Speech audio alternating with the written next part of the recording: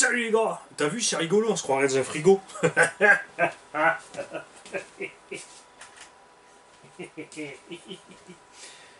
Alors, le gagnant du concours des deux petits iBoxing Dune Thunder, elle n'est rien d'autre que VR Soccer, si je me trompe pas dans le sens du pseudo, parce qu'il était en deuxième sur la petite liste, et Monsieur David Duvier a dit numéro 2. Et Monsieur David Duvier avait évidemment répondu avant la fin de la vidéo. Il m'a mailé pour me dire je choisis le numéro 2, ne sachant absolument pas qui est qui. Et c'est bien lui, puisqu'on avait numéro 1 Alex, numéro 2 VR Soccer, numéro 3 Joël Erhardt. C'est donc lui qui remporte les deux petits iBoxing.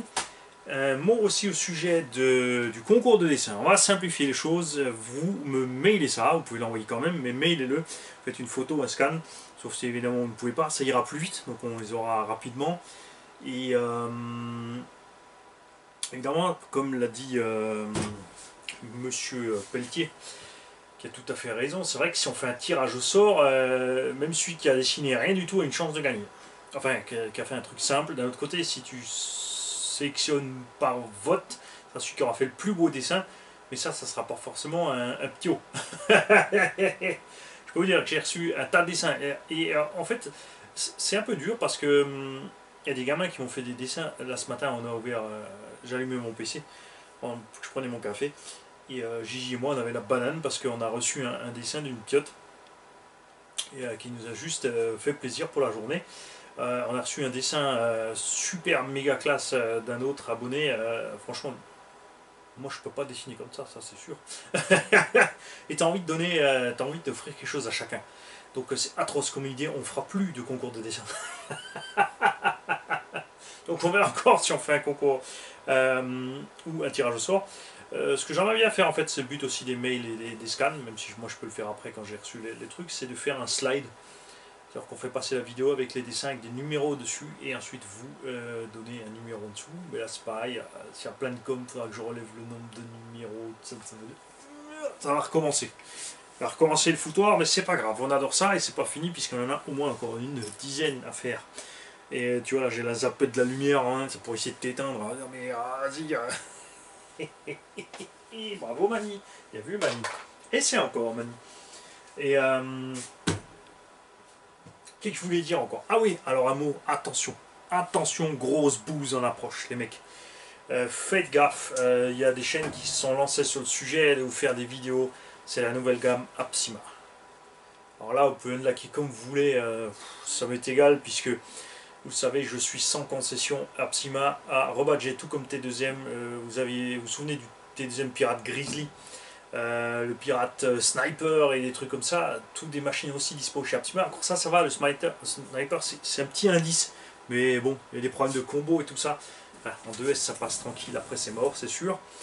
Apsima avait la gamme Torche, qui c'était pas mauvais, c'était pas super bon non plus, des noirs à timomol, des alus un peu mous, comment ça, on dirait du Hobitech. Non mais les mecs, tout de suite, arrêtez de mettre des manchettes à Hobitech. Ils ont fait mieux, mais c'est plus cher. Et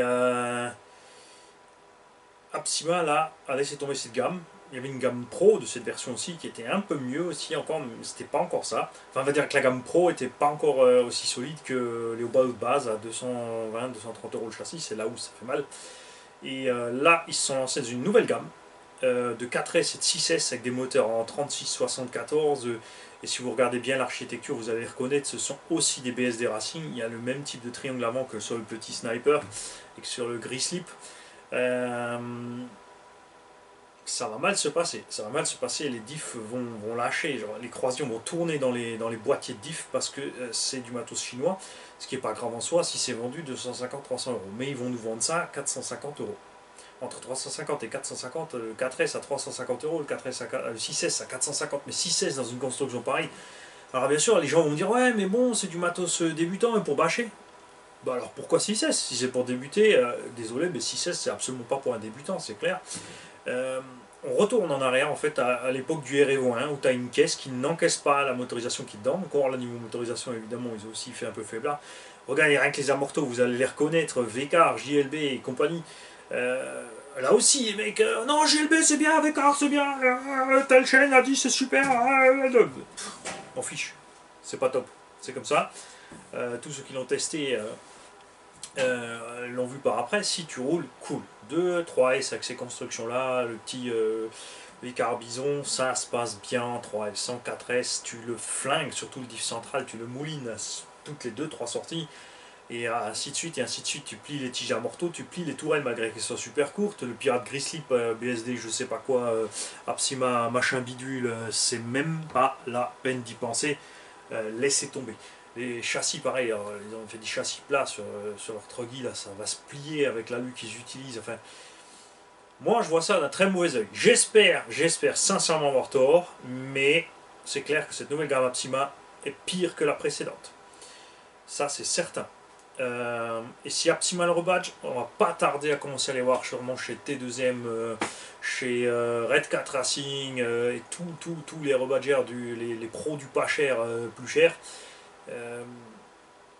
C'est là que c'est moche quoi. Et surtout quand il y a des chaînes qui s'y mettent, qui concentrent bien, c'est super, ceci, c'est ça va aller. Non, ça n'ira pas. Ma main coupée, tu prends le buggy 6S, tu vas sur le circuit, il va se faire massacrer même par un pauvre EPX2 de chez machin, de chez Zobitech. On dit, j'espère me tromper sincèrement, mais franchement, honnêtement les mecs, souvenez-vous, touche à ton cul, là, tes mains feront rien de mal. Et attendez les tests. Pas les tests des chaînes professionnelles qui font les vidéos parce que bah, ils vivent avec ça, donc ils font les vidéos.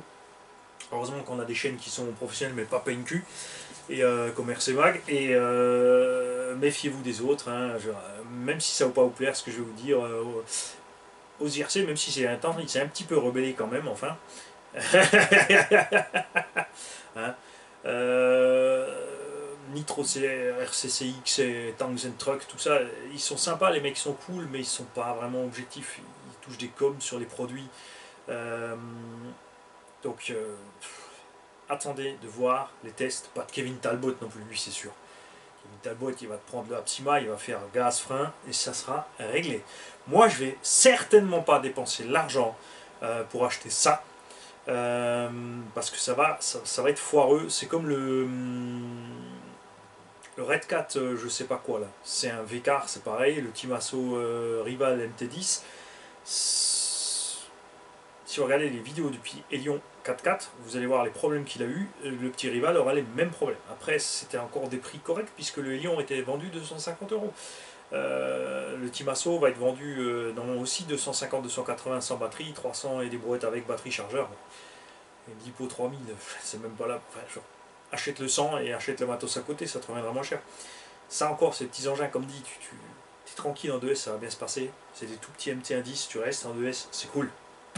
3S, ça va être chaud, faut déjà un peu de doigté. Encore, il y a 3 diffs, ça se pourrait que ça encaisse bien. Enfin, s'il y a 3 diffs, je ne me suis pas posé plus la question que ça, je crois pas. Peut-être que si, à vous de me dire. Par contre, la version Red Cat, j'ai vu un Indien le déballer, et croyez-moi qu'il était déçu. Il a des toutes petites mains, quand il a le machin en main, même lui il a peur quand il voit les triangles, et il n'est pas confiant du tout. On a 2-3 Américains qui ont testé Beautiful Amazing, It's Beautiful, It's Amazing, pendant 20 minutes, It's Beautiful Amazing. L'essai dure 5 minutes, il est super solide, machin et tout. Mais en 5 minutes, t'as rien vu, mon gars, c'est comme ça. Donc méfiez-vous de toutes ces caisses. De toute façon, on dit, tous les constructeurs sont passés par là.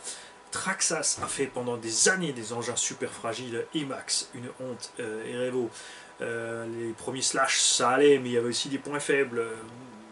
Tout ce qui était carte en plastique chez Traxxas, ça partait en lambeaux, les moteurs qui fumaient, les variés qui fumaient, les cerveaux, ils n'ont toujours pas résolu le problème. On a toujours des cerveaux honteux sur le Erevo 2, même si les petits pignons renforcés, c'est pitoyable pour des tarifs pareils. Et là, on est dans une gamme qui va faire la même chose, mais en moins cher. Ça sera pas cher, c'est sûr. Enfin, pas cher, ça sera moins cher. Mais on aura quand même nouveau une gamme. Tu peux pas comparer le machin Apsima 6S là, à un Bao et Pierre SST. C'est impossible.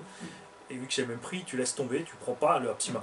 Le buggy c'est pareil, tu as le B8R, tu as le Arma Typhon 6S, tu as le Bao Hyper VS qui a juste une petite faiblesse sur les cales de train, mais il existe en option alu. Mais genre, si tu compares au Typhon ou au B8R, touchez pas à ça. touchez pas à ça avant que des chaînes sérieuses les testent, mis en pièces, et puissent vous dire effectivement là, c'est pas terrible. C'est comme Coralie. Coralie, tu vois, j'étais content, il est toujours là en pièces détachées. J'avais un bon feeling au départ, les plastiques sont pas assez solides, les ferrailles sont molles. Il est toujours en pièces détachées, j'ai pas envie de le remonter, surtout après la stupidité de la SAV, le mail qu'ils m'ont envoyé là.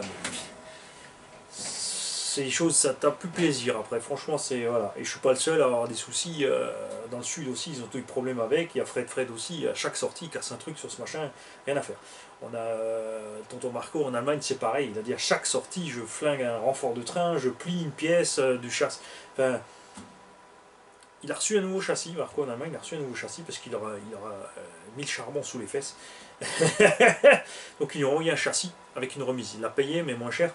Et il a dit par contre c'est bizarre, c'est pas encore le châssis option, mais il a l'impression qu'il est quand même moins flex. Lui par contre pour l'instant il va jouer la sécurité, il va boulonner les deux châssis qu'il a, celui qui est tordu, il va le redresser, il va le coller avec l'autre, il va boulonner les deux châssis en dessous.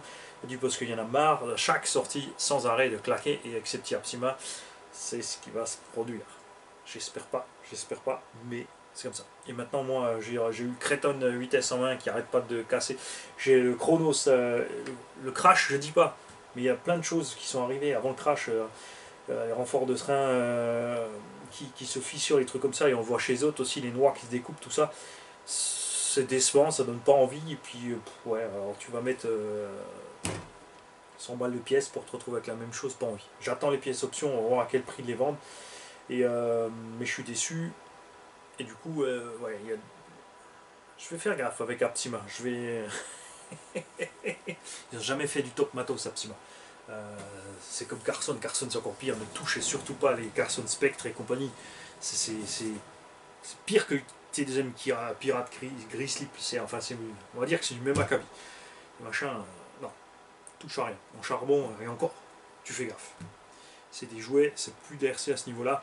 Donc faites gaffe. Vous ne laissez pas tenter par tout ce qu'on vous propose sans arrêt, sans arrêt. Attendez des tests concluants. Il y en a certains qui me disent souvent ouais, c'est chiant, on va 20 fois, 30 fois rouler la même voiture au même endroit.